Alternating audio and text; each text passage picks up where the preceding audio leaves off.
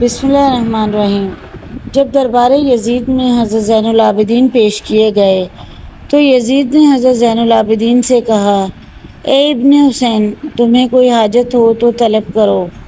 حضرت زین العابدین نے فرمایا، ایک تو یہ حاجت رکھتا ہوں کہ میرے باپ کے قاتل کو میرے حوالے کر دو تاکہ میں اپنے ہاتھوں سے اسے قتل کروں۔ یزید نے اس بات سے انکار کیا۔ پھر حضرت زین العابدین سے فرمایا، اچھا تو سر حسین میرے حوالے کر دو کہ تن اقدس سے ملا کر دفن کر دوں۔ یزید نے کہا، یہ منظور ہے۔ اور کچھ فرمایا، مجھے اجازت دو کہ میں اہل بیت کو لے کر مدینہ چلا جاؤں۔ یزید نے کہا، یہ بھی منظور۔ اور کچھ فرمایا، کل جمعہ ہے، مجھے اجازت دو کہ منبر پر جا کر خطبہ پڑھوں۔ یزید نے کہا، یہ خواہش بھی تمہاری پوری کر دی جائے گی اور کل خطبہ پڑھو گے۔ چنانچہ یزید نے بعد نخواستہ حضرت زین العابدین کو خطبہ پڑھنے کی اجازت دے دی۔ اس روز مسجد میں خلقت کا اس قدر ہجوم تھا کہ کسی کو جگہ نہ ملتی تھی۔ حضرت زین العابدین منبر پر رونق افروز ہوئے اور اول نہایت فصاحت و بلاغت سے حمد و ثنا بیان کی اور فرمایا، جو مجھے جانتا ہو جان لے اور جو نہ جانتا ہو وہ اب جانے کہ میں حضرت محمد صلی اللہ علیہ وآلہ وسلم کے نواسے حضرت حسین کا فرزند حضرت علی مرتضیٰ اور فاطمہ الزہرا میرے ماں باپ ہیں۔ حضرت حسین رضی اللہ تعالیٰ عنہ نے میدان کربلا میں 3 روز بھوکے پیاسے مظلوم شہید کیا گیا۔ یہ سن کر مسجد میں کوہرام کا شور برپا ہو گیا۔ یزید ڈرا اور مؤذن کو اقامت کے لیے اشارہ کیا۔ پس مؤذن نے اللہ اکبر کہا۔ جب مؤذن اشہد ان محمد رسول اللہ کہا، حضرت زین العابدین نے اپنا عمامہ اتار کر مسجد کی طرف پھینکا، بالِ سر متحرک کر کے مؤذن سے فرمایا، بحق محمد ٹھہر جا۔ مؤذن چپ ہو گیا۔ حضرت زین العابدین نے فرمایا، اے یزید، یہ محمد تیرے نانا ہیں یا میرے؟ اگر تو انہیں اپنا نانا کہے تو تمہاری تمام عالم تمہیں جھوٹا کہے گا، اور اگر میرے نانا کہے تو میرے باپ کو مظلوم کیوں شہید کیا، مجھے یتیم کیا، اہل بیت کے شہر میں حشر برپا کرایا، پھر قید کروایا۔ یاد رکھ، میں نے بلایا، میرے باپ دادے کے دین میں رخ نہ ڈالا، باوجود یہ کہ ان کا کلمہ پڑھتا ہے پھر بھی شرم نہیں کرتا۔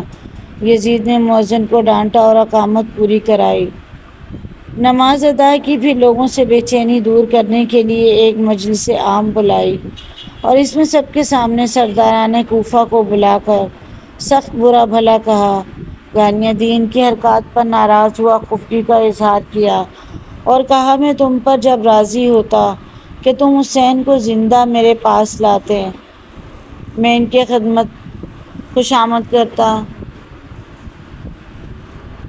ہاں بن زیاد جس نے یہ کام کیا۔ بعض مورخین نے لکھا ہے کہ یزید نے ابن زیاد کو حضرت حسین کے قتل کا حکم نہ دیا تھا، بلکہ ابن زیاد نے بذات خود یہ کام کیا۔ جب یزید کے سامنے حضرت حسین کا سر لایا گیا تو یزید ابن زیاد کو خوب سنائی۔ احقر محمد ارسلان مؤلف کے نزدیک کہ ممکن اپنی طرف سے لکھ دی گئی یا پھر یزید نے لوگوں کے لعن طعن سے بچنے کے لیے ڈرامہ کیا تھا۔ اگر یزید کو حضرت حسین سے محبت ہوتی تو وہ اس مجلس میں ابن زیاد کو دنیا کا بدترین سزا دیتا اور عاشق رسول ہونے کا ثبوت دیتا، مگر کسی بھی تاریخ کی کتاب میں یہ نہیں لکھا گیا کہ یزید نے ایسا کیا، بلکہ اس نے چند آنسو بہائے اور لوگوں کو صبر کی تلقین کی۔ اس سے معلوم ہوتا ہے کہ یزید بھی اس جرم میں شریک تھا۔ اگر یزید شریک نہیں بھی تھا تو ابن زیاد کے قتل کا حکم نہ دے کر یزید بھی حضرت حسین کے قتل میں شریک ہو گیا۔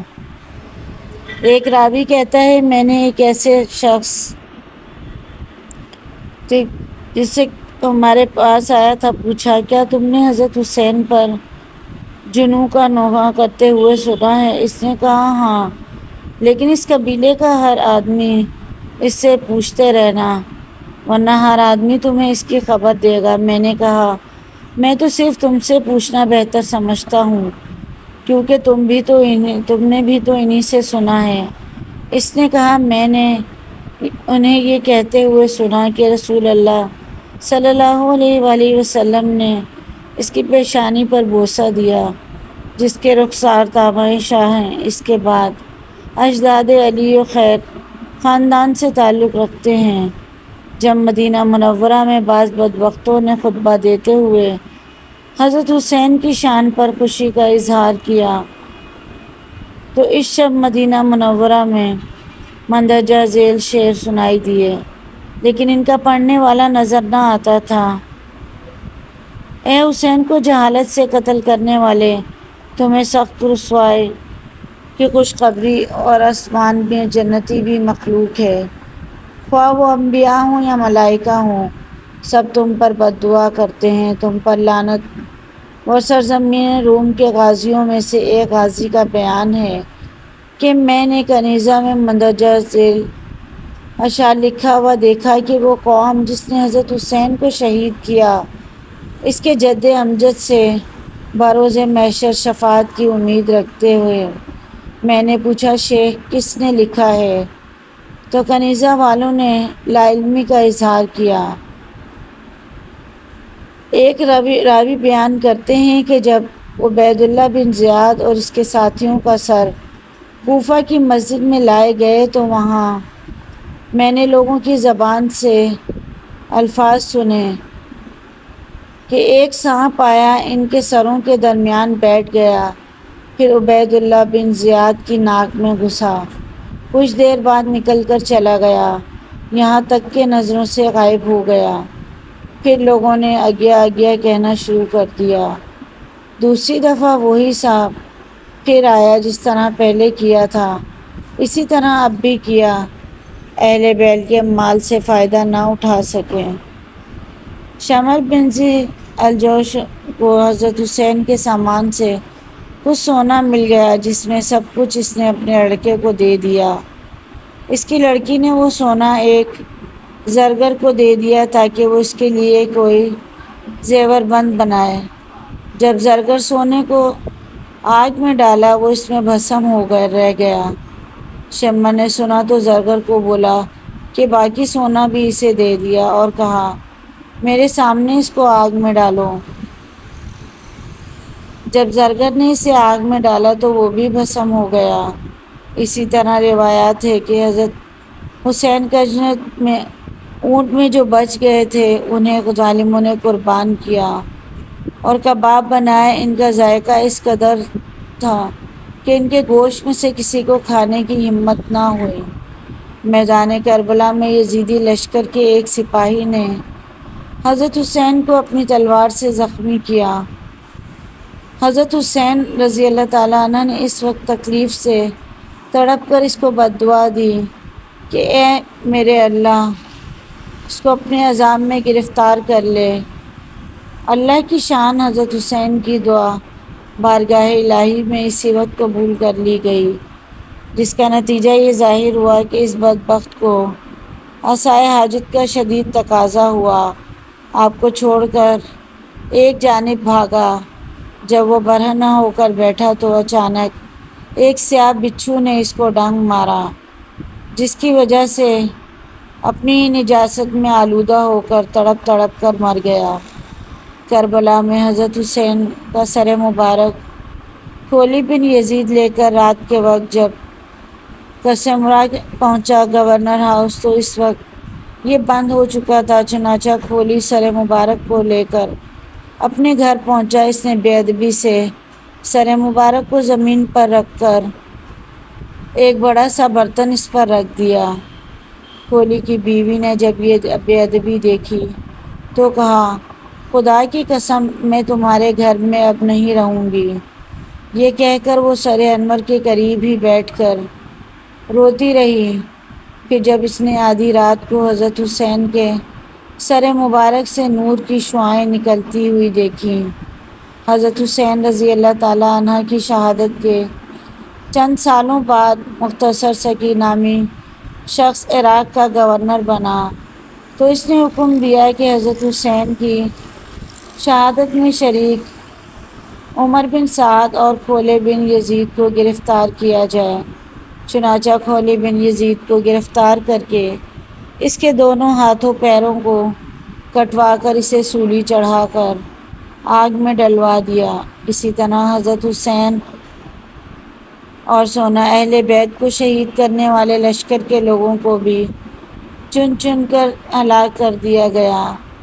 امام جلال الدین سیٹی لکھتے ہیں، منہال بن عمرو کہتے ہیں کہ جب دمشق کے بازار سے حضرت حسین رضی اللہ تعالیٰ عنہ کا سر مبارک یزیدی سپاہی نیزے پر رکھ کر گھما رہے تھے تو اس وقت سر مبارک کے سامنے سے ایک آدمی سورہ کہف پڑھ رہا تھا۔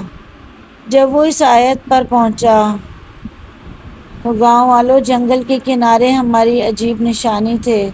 اس وقت حضرت حسین کے سر مبارک سے آواز آئی، اے لوگوں، صحابہ کہف کے قتل سے زیادہ عجیب میرا قتل اور پھر کٹے سر کو لے کر پھر آنا عجیب ہے۔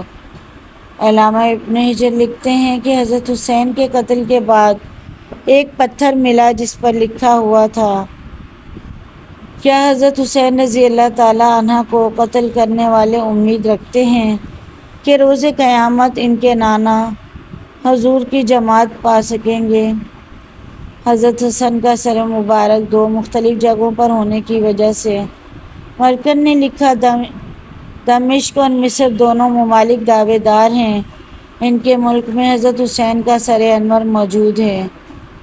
اس کی حقیقت یہ بھی ہو سکتی ہے کہ یزید کے پاس جب کربلا کے میدان سے کٹے ہوئے 17 سر مبارک لائے گئے، جن میں سے 16 اہل بیت کے تھے اور ایک حضرت حسین کا تھا، یہ ہو سکتا ہے اور یقیناً ایسا ہوا ہوگا کہ ان دونوں ممالک میں سے ایک جگہ تو حضرت حسین کا کٹا ہوا سر دفن ہوا ہوگا اور دوسری جگہ اہل بیت میں سے کسی کا سر دفن ہوا۔